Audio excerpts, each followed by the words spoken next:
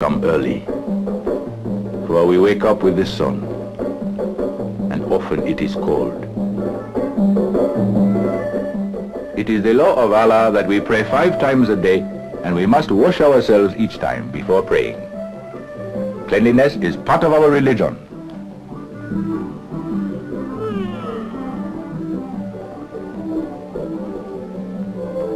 The camels have spent the night fenced up behind the thorn bushes. But now it is breakfast time.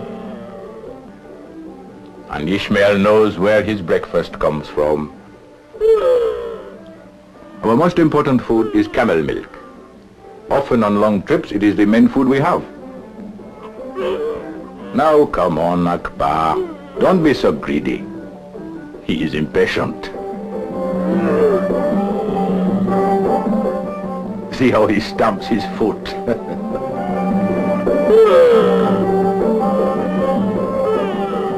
The milk of the camel is rich and creamy. Ishmael has drunk it all his life.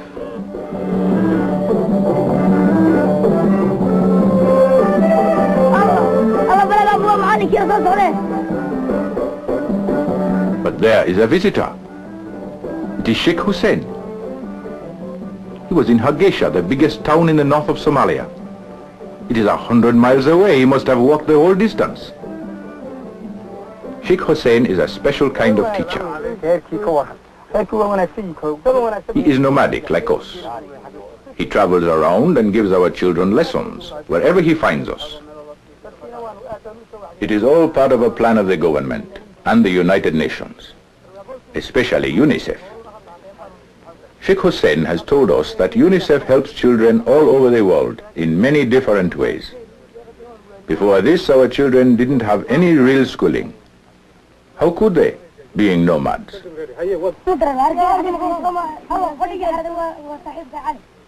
It is not necessary to have a schoolhouse to have a school. And Sheikh Hussein simply gets all the children together and teaches them under a shady tree.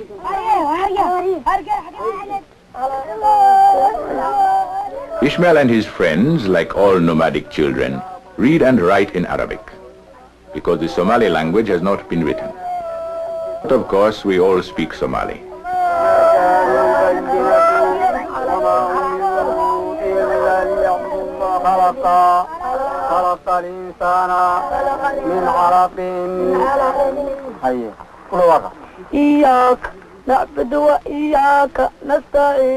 The students write with soft sticks. Their ink is made out of the charcoal of frankincense, a very special tree.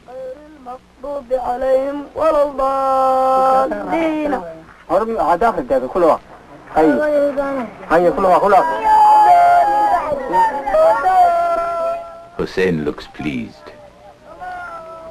The children have not forgotten too much. Perhaps because there is no written language, Somalis remember things that are spoken.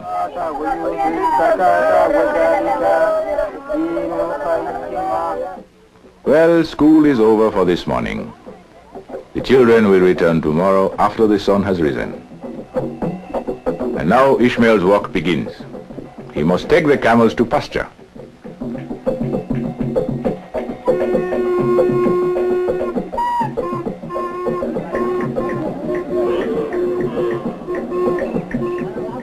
Most Somali boys enjoy going out with the camels. They may walk for several miles, 10 or 20 even, before they find pasture. But it is still early in the morning, and there'll be plenty time to study. For boys like Ishmael, the camels become real friends, almost like people. Ishmael knows each camel's personality and its habits.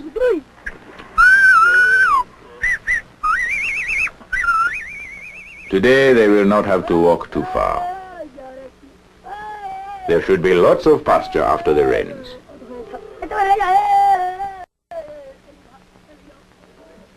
The women stay at the camp. They grind corn and prepare food. They are making butter out of goat's milk. They rock the milk back and forth in a pot made of grass, and it turns into butter.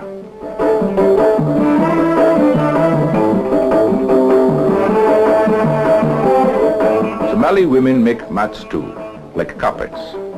Some we keep, and some we sell the next time we are close to a town with a market. The women are always working. I think in Somalia the women work harder than the men.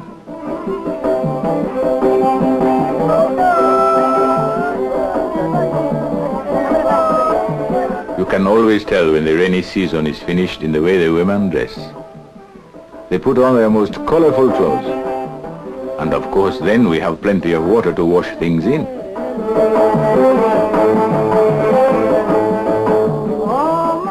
I have heard strangers say that Somali women are very beautiful.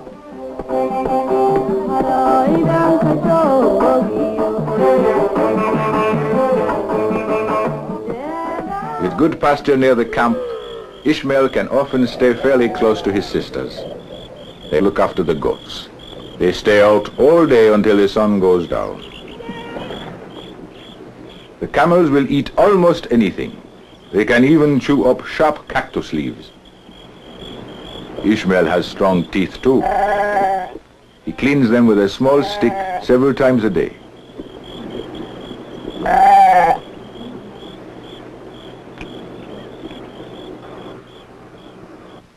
Sometimes another family will be camped nearby. This is Ishmael's friend, Abdi. They are playing a game. I don't think it even has a name. You dig a hole in the sand, then try to throw something into it.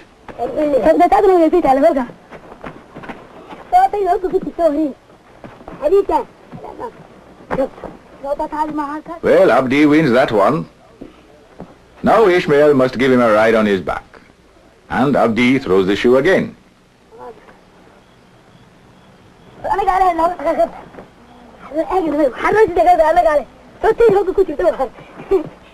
Abdi says he is going to be a fierce warrior. But Ishmael tells him he is as fierce as the dik-dik, a small deer, no bigger than a rabbit, who runs at the slightest sound.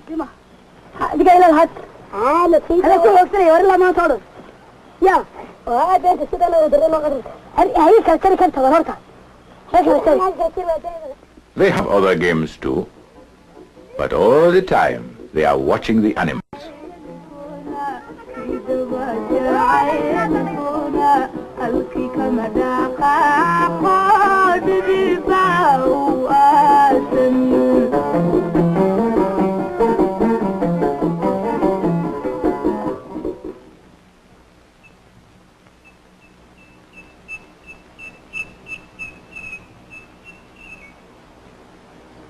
And Ishmael studies whenever he can.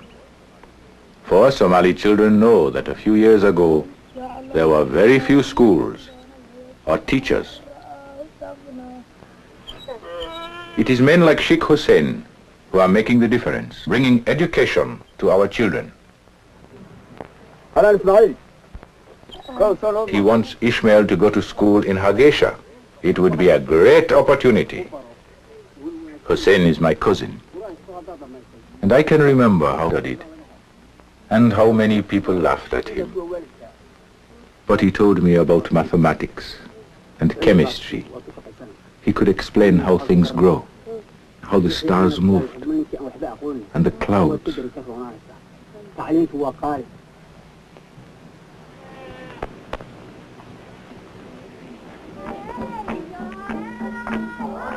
A week later, Ishmael's father said he must go to Hargeisa to buy another camel. And he said Ishmael would go with him. They would walk for 7 days, perhaps 100 miles. But Ishmael was not afraid of that. For a Somali, such a walk is nothing. And so they walked and walked. The country is flat and stony, but at least there was some water, a few growing things. Ishmael had never realized that Somalia was such a big country, and he knew even then that he was only seeing a very small part of it.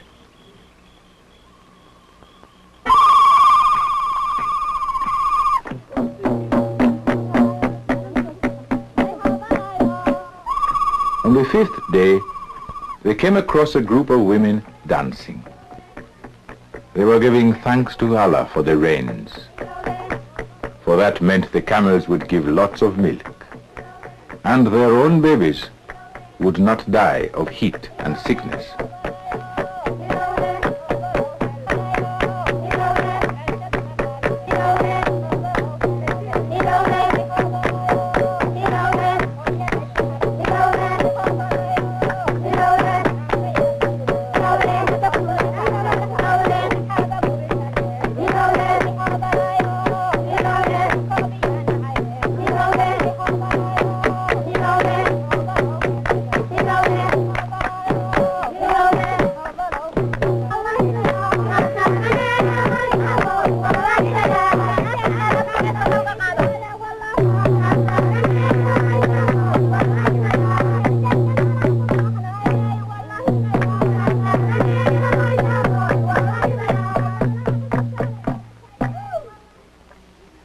A few days later, they came over the crest of a hill, and there it was.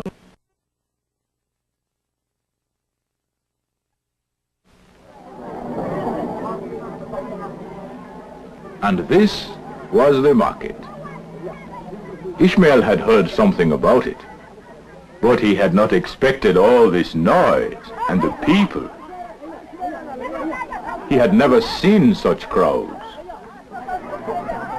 In Somalia, everybody bargains, but you can buy many things. Vegetables, corn, bread, and butchers cut their meat right in front of you. The United Nations has people in Africa who are teaching us about healthy food. Some of them are from the Food and Agriculture Organization. Others come from UNICEF. UNICEF helps children all over the world with their food, health and education. And we are just learning about machines and sprays that kill insects. At first, some people thought it was magic, and Allah forbids magic. But Hussein told me it was not magic, it was scientific.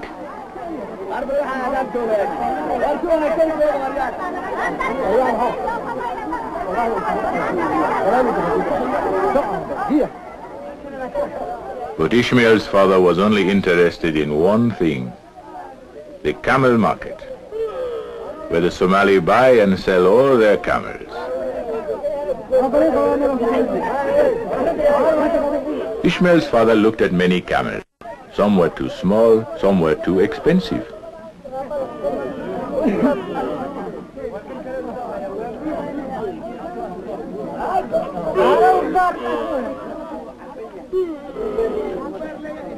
This is a nice one. His hide was healthy, his hair thick. How much? Then two men thought of a joke. They tried to ride a camel. Somalis never ride the camels.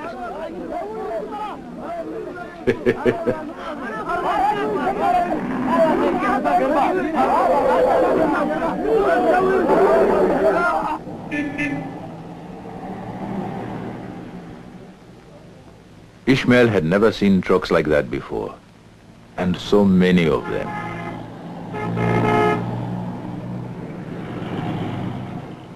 And throwing up dust like the winds of the Jilal in the dry season. Ishmael's father had to go back to the market.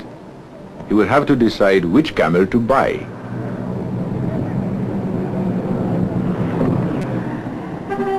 Ishmael had another idea. At the end of the street,